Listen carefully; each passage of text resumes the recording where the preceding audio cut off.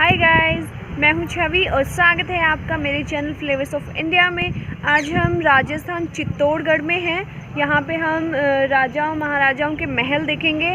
तो यहाँ पे सबसे पहले हम लोग आए हैं कुंभा महल में, वो आपको जो पीछे दिख रहा है। तो अंदर जाके अभी हम लोग देखेंगे।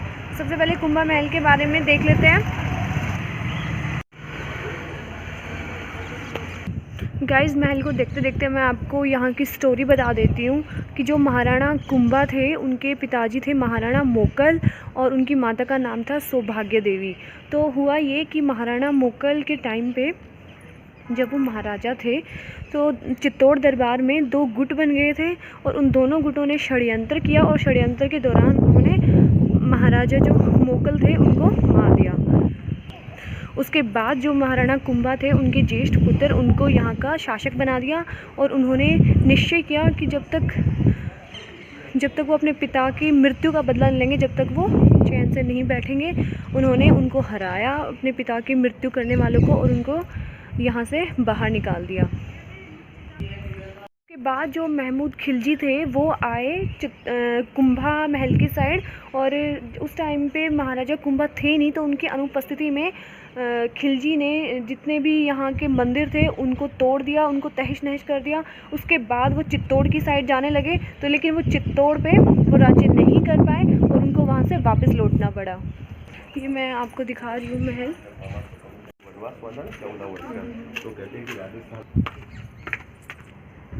आपको मैं बता दूं कि पूरा कुंभा महल 13 किलोमीटर के एरिया में बना हुआ है। और जो महाराणा कुंभा थे उन्होंने 32 महल बनवाए थे। 35 टोटल महल हैं, जिनमें से 32 महल महाराणा कुंभा ने बनवाए थे। ये जो सामने आप देख रहे हो, यहाँ पे मशाल जलती थी और पूरे 13 किलोमीटर तक महल में रोशनी यहीं से हो जाती थी। फर्स्ट गेट से राउंड शेप में इस पूरा फोर्ट का एरिया है 13 किलोमीटर का। इसका 700 एकड़ के अंदर ये फोर्ट फैला हुआ है। 5th सेंचुरी में चित्रांगद मौर्य करके राजा इस पहाड़ी पे आए और इस फोर्ट का निर्माण कराया। तो चित्रांगद मौर्य राजा ने यहाँ ओल्ड टाइम में चित्रकूट नाम रखा इसका। चित्रकूट एक यूपी के अंदर भी है। हाँ, चित्रकूट। धीरे धीरे इसी का परिवर्तन होकर चित्तौड़गढ़ कहलाया। 5th से 8th सेंचुरी तक चित्रांगद मौर्य वंश ने राज किया। इसका कोई ऐतिहासिक प्रमाण इतना नहीं हुआ कि जो लाइट में नहीं आया 300 साल में कोई घटनाक्रम घटी होगी। बाकी 734 यानी कि 8 वंश के थे। सिसोदिया वंश के थे बाप्पा रावल, जो एकलिंग जी के उपासक थे। आपने सुना होगा ना, गाय चराने का काम करते थे। वहाँ एक जो कामधेनु गाय के नाम थे, तो वो शिवलिंग के ऊपर जाके, वो एकलिंग जी के ऊपर जाके खड़ी होती है, ऑटोमेटिक सेंस धारा निकलने लग जाती दूध की। तो गाय के मालिक ने उनको रोज़ मतलब ये डांटना चालू किया कि आप दूध निकाल कर बेच देते हैं, हमारी गाय का दूध कहाँ जाता है। तो एक दिन बापा रावल ने पूरे दिन इस बात का ध्यान रखा कि गाय किधर जाती है। तो देखा गाय के झुंड से वो गाय अलग दिशा में जा रही दिन के टाइम पे। उनका पीछा किया बराबर साइलेंट होके, तो वहाँ जाकर देखा तो आश्चर्य प्रकट किया, गाय ऐसे खड़ी हो गई, ऐसा सेंस धारा घुड़ गई। पास में एक ऋषि तपस्या कर रहे थे, ठीक है। तो उसी वक्त ऋषि जी की जो मतलब तपस्या भंग हुई और आँख खोल देखा बापा रावल, तो उन्हें अपने तपोबल से ये जाना कि ये लड़का भविष्य में कभी कहीं राजा बनेगा। तो उन्होंने इनका चेला बना दिया। तो रात दिन गाय चराने का काम होता और वो जाते, तो ऐसा उनकी सेवा करना ऐसा होता। तो अंतिम दिन जो उनका जाने का समय आ रहा था, उस वक्त मौत से नहीं जाते थे। ऋषि पहुँचे हुए ऋषि मुनि उस वक्त अपने आप को बुलाते थे कि उड़न करोड़ वो आता था, उसमें बैठ कर जाते थे। तो बापा रावल को कहा कि आप कल जल्दी आना। तो दूसरे दिन बापा रावल थोड़ा 1-2 घंटे लेट आया, तब तक ऋषि जी का जाने का वक्त हो गया। तो वो ऊपर उठने वाले 10-15-20 फीट गए और बापा रावल उपस्थित हो गए। तो तेने ये क्या किया, मैं तेरे जाने का समय हो गया। तो ऊपर से एक पान डाला कि तेरे मुंह में ले ले। तो राणा बापा रावल ने एकदम हिक करते हुए टेढ़ा कर दिया चेहरे को, तो उसका पान पैर पे गिरा। ऊपर से आकाशवाणी हुई कि ये तेने क्या किया बेटे, मतलब ये पान यदि तेरे मुंह में चला जाता तो सदा के लिए अमर हो जाता है, बाकी तेरे पैर पे गिरा तो जहाँ भी तेरे पैर गिरेंगे वहाँ पैर जाएंगे, वहाँ तेरा शासन होगा। कहते हैं कि काबुल कंधार तक बापा रावल का राजा, यहाँ मान मौर्य की सेना में सेनापति बने और यहाँ के राजा बन गए बापा रावल। तो बापा रावल सिसोदिया वंश के थे। तो 8वीं शताब्दी से 8th सेंचुरी का 16th सेंचुरी के मध्य तक ज़्यादातर सिसोदिया वंश ने राज किया, जिसमें पवार भी आए 1-2 टाइम पे। ज़्यादा सिसोदिया इस पीरियड में 16वीं तक। हाँ, लेकिन 1540 के आसपास तो 16वीं शताब्दी तक सिसोदिया वंश ने राज किया। इस पीरियड में छोटे बड़े करके 30 अटैक फोर्ट के ऊपर मुगल ने किए, जिसमें से 27 बार डिफीट दिया अगले को यहाँ के राजाओं ने।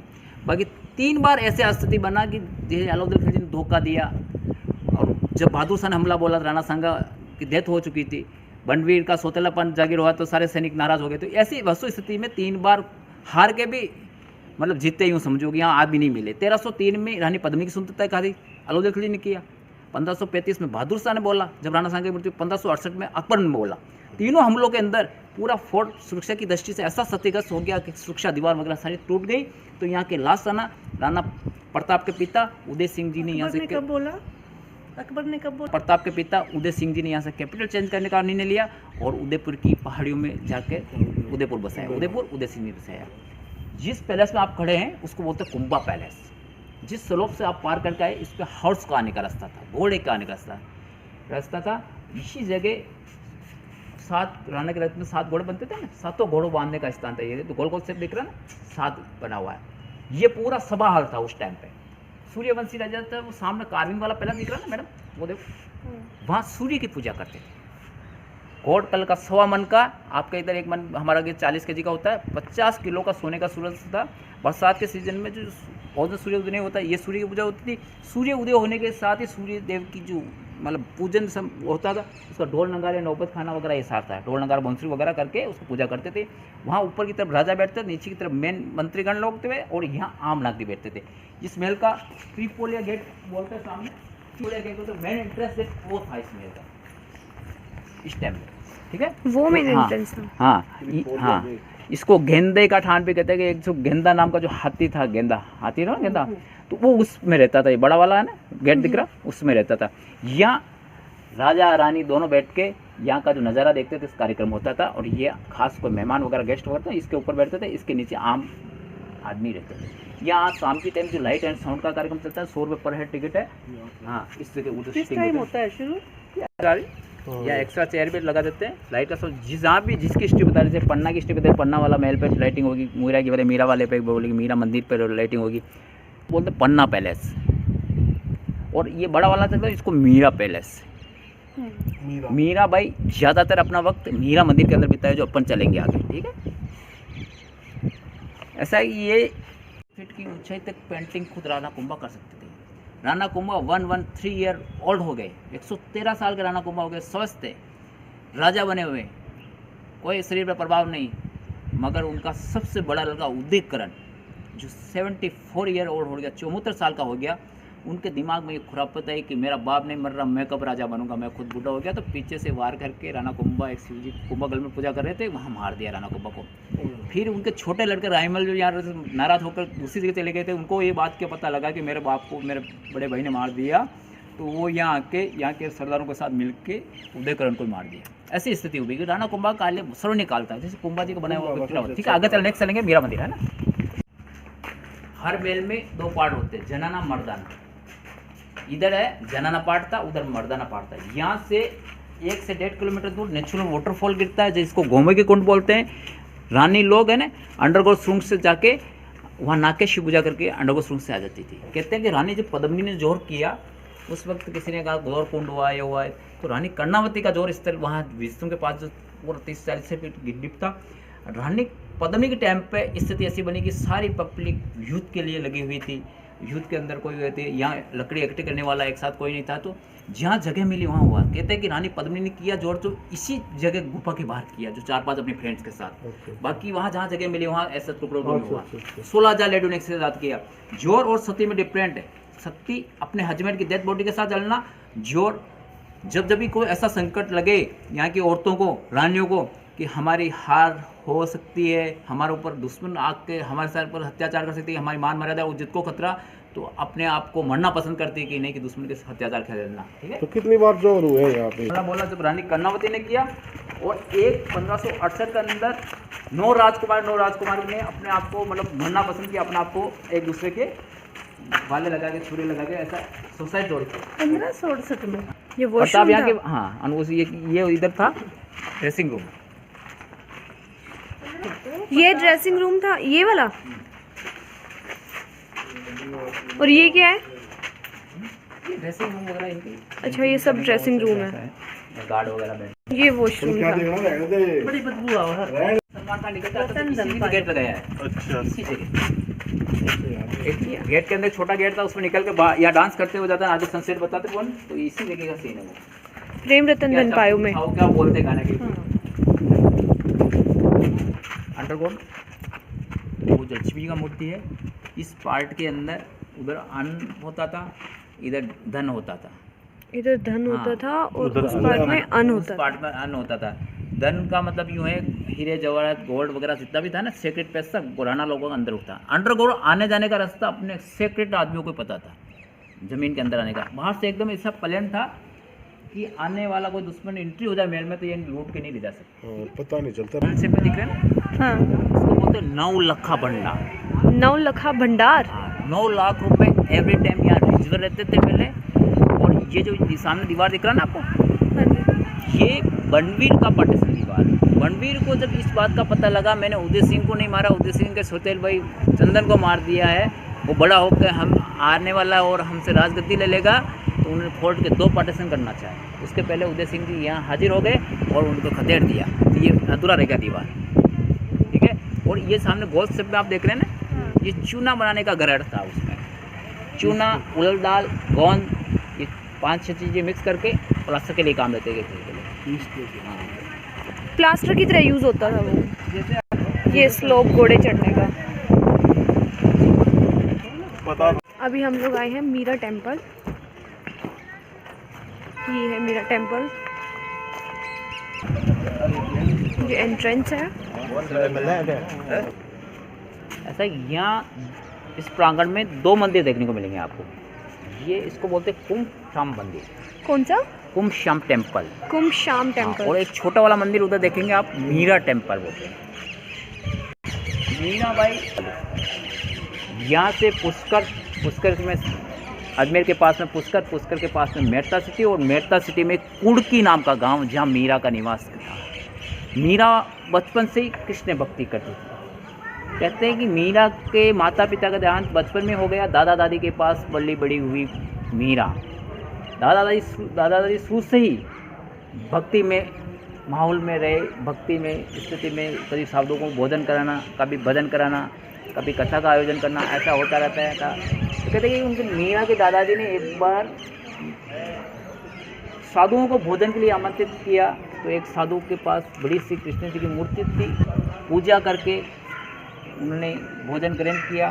तो मीरा ने बचपन में ये अड़ी बगी ये मूर्ति मेरे को चाहिए, ज़्यादा बोलते तो उसको समझा बुझा के मीरा को उस वक्त शांत कर दिया। बाकी 2-3 दिन तक मीराबाई ने साधु जी के जाने के बाद भी लगातार जिद मारी। तो कहते हैं कि भगवान कृष्ण जी ने सपने में आके उस साधु जी को बोला कि मूर्ति उस लड़की को दे दी जाए। तो साधु जी ला के मूर्ति उसके दी, राजघराने के रहने वाली थी, स्थापना करके पूरे दिन ये कार्यक्रम चलता, पूजा करना, सजावट करना, वो करना, वैसा चलता रहता था। वर्षों तक मीरा ने कृष्ण भक्ति की। कहते हैं कि एक बार जो अपने महल के बाहर से जो गाँव में जो साधु जी बंदोली निकल रही थी, शादी हो रही थी, तो मीरा ने बचपन में 3-4 साल की बच्ची तो थी, तो उन्होंने दादी माँ से पूछा कि ये क्या हो रहा है, कि ये दूल्हे की बंदोली निकल रही। तो मीरा ने कहा कि मेरा दूल्हा कौन है? तो दादी माँ ने एक मजाक रूप में कह दिया कि तू पूरे दिन कृष्ण जी की पूजा करती जा, कृष्ण तेरा दूल्हा है, ऐसा बता दिया। तो उस मीरा के कोमल हृदय में ऐसा प्रभाव बैठा कि मीरा कृष्ण जी को सब कुछ मान लिया। समय के अनुसार काफ़ी वर्षों के बाद चित्तौड़ के राणा सांगा के सबसे बड़े लड़के भोजराज का विवाह का संदेश वहाँ पहुँचा। तो मीरा ने इसका घोर विरोध किया। मेरे तो कृष्ण गोपाल, दूसरों ने कोई। मीरा ने कहा कि ऐसे वर को क्या वरूँ जो बार बार मर जावे, और ऐसे वर को वरूँ जो मेरा चूड़ा मर हो जावे। कृष्ण जी के लिए मीरा ने ये बोला। फिर भी मीरा काफ़ी कोशिश नहीं मानी। तो दादाजी ने कस्में गिलाने पर, बड़े बुजुर्गों को समझाने पर मीरा इस शर्त पे मानी कि मैं शादी करूंगी तो मेरी भी एक शर्त है कि मेरी कृष्ण जी की मूर्ति के साथ करूंगी, कृष्ण जी की मूर्ति मेरे साथ चलेगी, जब साथ फेरे लूँगी तो कृष्ण की मूर्ति मेरे साथ रहेगी। ये शर्त मीरा की मंजूर कर दी। फिर भोजराज के साथ विवाह हुआ, कृष्ण जी की मूर्ति भी साथ लेकर साथ फेरे गए। फिर चित्तौड़ की ओर प्रस्थान कर रहे थे। कहते हैं कि बीच में कुछ ऐसा रेगिस्तान इलाका ऐसा था कि आजू बाजू पानी की उपलब्धता न थी। भोजराज ने आदेश दिया सैनिकों को पानी की व्यवस्था की जाए। आजू बाजू देखा कि दूर दूर तक पानी नहीं था। तो भोजराज ने अचानक मन में आया कि क्यों ना मीरा की आज परीक्षा ली जाए। मजाक रूप में मीरा की परीक्षा ली। तो मीरा से परीक्षा ली कि मीरा ने कहा कि आपकी कृष्ण जी की भक्ति की खातिर आप शादी करने से इनकार करिए, तो आपकी कृष्ण जी की भक्ति में कितनी सच्चाई है, कितने दिल से करते हो। आज हम परखना चाहते हैं कि हमें पानी की आवश्यकता है और अपने कृष्ण जी को आराधना करिए और हमें पानी गिरा के बताओ तो बताएंगे। तो कहते हैं कि डोली से मीरा निकल कर आसमान की ओर देखते हुए कृष्ण जी को पुकारने लगी। उसी वक्त हवा चल के बादल गरजने लगे और बारिश होने लगी। तब से भोजराज को इतना बड़ा विश्वास हो गया। भोजराज ने कहा कि इनके खिलाफ हमने शादी की है, फिर भी मन ही मन में यहाँ फॉल्ट पर आता है, पर मीरा को यहाँ संसार की नज़रों में जरूर शादी करके लाता, मीरा को यहाँ आता है सब पूरी तरह स्वतंत्र कर देता। मीरा के लिए अलग कक्ष खुला देते, अलग मंदिर बनवा लेते, उनके पूजन सामग्री के आदेश दे दिए जाते।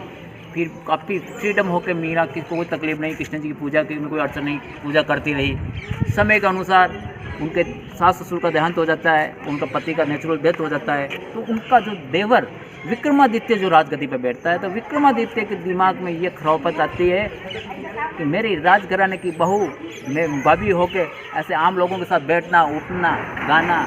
उस वक्त मीरा के भजन इतने प्रसिद्ध हो गए थे कि दूर दूर से साधु महात्मा सुनने लगी थी। इतनी मधुर आवाज़ थी कि बाहर रोड पर निकलने वाला आदमी देखता है किसकी आवाज़ अंदर सुनने के लिए आ जाता। तो कितनी बार ऐसे हादसे हुए कि मंदिर के अंदर मीरा किवाड़ लगा के वार्तालाप कर रही है, अंदर देखा तो कृष्ण जी की मूर्ति के अलावा कोई नहीं। तो ऐसी स्थिति पैदा हुई। फिर विक्रमादित्य ने उनका जो देवर ने राजगद्दी बैठा, तो उनका देवर बार बार उनको सताना चाहे कि आप मीरा को समझाए कि मीरा आप राजमहल में रहिए, आप हमारी भाभी है, राजमहल आम लोगों के साथ बैठना, घुटना, कृष्ण जी की भक्ति करना या हमें शोभा नहीं देता, हमारा राजघराने की आप हीरे जवाहरात पहने हो गए। तो मीरा ने कहा मेरे तो कृष्ण गोपाल दूसरों कोई मेरे महलों से हीरा जवाहरात से कोई मतलब नहीं है। तरह तरह से मीरा को समझाया, मीरा नहीं मानी तो मीरा को गुप्त राज परिवार द्वारा गुप्त योजना बना के मारने की योजना बनाई गई। तो उनके देवर विक्रमादित्य ने मारने की योजना बनाई, तो झेर का प्याला भेजा गया। फोन छुपा लियो, फोन नहीं लेंगे, खाने का चीज़ लेंगे। मीरा को झेर का प्याला भेजा गया, अमृत में कन्वर्ट हो गया, फूलों के टोकरे हो गए, सांपों का टोकरा भेजा, फूलों का हार हो गया। तरह तरह से मीरा को सताया। तो मीरा ने दुखी भाव से चित्तौड़ को अलविदा करते हुए कृष्ण जी की मूर्ति अपने साथ ले जाते हुए अपने पिहेर गई। फिर पिहेर देने लगा तो सभी धार्मिक चारों धाम की यात्रा करते हुए द्वारकाधीश गुजरात गई। कहते हैं मंदिर के अंदर कृष्ण जी की मूर्ति के साथ गई, वापस रिटर्न नहीं। 1503 में मीरा का जन्म हुआ। डेथ कब हुआ तो बहुत कम किताबों के इसी अंदाज लिख दिया होगा। अंदर गई, कृष्ण जी की मूर्ति के सामने इतना विलाप किया कि आपकी भक्ति करते हुए हमें दुनियादारी इतना दुख दे रही है। तो कहते हैं कृष्ण जी की मूर्ति फटी, उसमें मीरा विलीन हो गई। एक साड़ी का पल्लू देखकर ऐसा सिद्ध हुआ मीरा वहाँ लगे। तो यहाँ भक्ति में मीरा, त्याग में पन्नादाई, पतिव्रता में पद्मिनी, दानवीर में भामाशा। देखो आप ये देखिए मीरा मंदिर, ठीक है, इसको बोलते हैं कुमसा मंदिर। कुमसा 8वीं शताब्दी में पापा रावल ने इसका निर्माण कराया था, जो विष्णु मंदिर के रूप में कराया। मगर 1303 के हमले में जब ये मूर्ति को तोड़ दी गई, तो कहते हैं खंडित मूर्ति की पूजा नहीं होती। तो 1433 में राणा कुंभा ने इसका रिनोवेट कराया और राधा कृष्ण बलराम का मूर्ति लगाया। कुंभाजी लगाया, कुंभाजी से कुंभ निकला और शाम का मूर्ति लगाया, तो कुंभ शाम मंदिर हो गया इसमें। ये उड़ीसा के जगन्नाथपुरी और सोमनाथ मंदिर स्टाइल में इसका आउटसाइड का कार्विंग और लॉन्ग कार्विंग फोल्ड है। पहले ओल्ड टाइम में विष्णु मंदिर था, विष्णु की सवारी होती है ना गरुड़ जी का, तो गरुड़ जी का मूर्ति लगा हुआ देखो, ठीक है। इधर मीरा मंदिर देखिए, यहाँ हर मीरा मंदिर। हाँ, हर साल शरद पूर्णिमा के रोज या नगर परिषद द्वारा या मीरा फंक्शन मनाया जाता है। मीरा ओरिजिनल मूर्ति अपने साथ ले गई। पहले पेंटिंग पूजा होती थी। 2002 के अंदर बिरला ग्रुप, बिरला सीमेंट के मालिक ने एक न्यू मूर्ति लगाया ताकि दर्शन करने वाला कोई निराश नहीं हो गए, ठीक है। ये मीरा के गुरु रोहिदास की चरण पादुका यहाँ, जो जाति के सूज मेकर थे। सूज में से चमार आपके इधर क्या बोलते हैं, ठीक है। हाँ जी। तो इतने सालों पहले जाति पाति में बहुत भेदभाव था, फिर भी मीरा ने दुनियादारी की परवाह नहीं करते हुए अपना टीचर बनाया। रोहिदास जी की चरण पादुका है। और ये छतरी बनाते वक्त मूर्तिकार ने एक ऐसा छतरी रखा, ऊपर देख के छत के ऊपर, एक सीट 2 हाथ 5 धड़। जिधर से भी देखेंगे कंप्लीट मूर्ति मिलेगी, 5 बॉडी कंप्लीट मिलेगी। देखो आप जिधर से भी एक देखेंगे, है ना, 5 बॉडी है, एक सिर है, 5 धड़ है, 2 हाथ है। हाँ, 5 धड़ है, 1 सिर है, 2 हाथ। लेकिन किधर से भी देखो हर मूर्ति कंप्लीट होगी।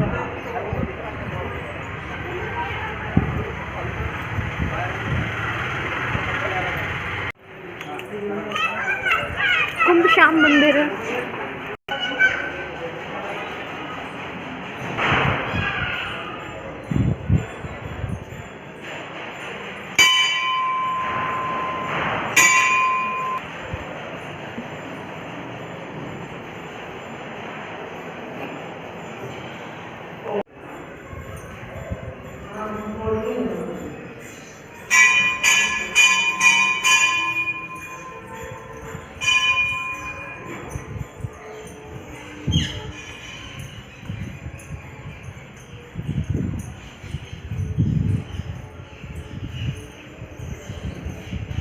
है।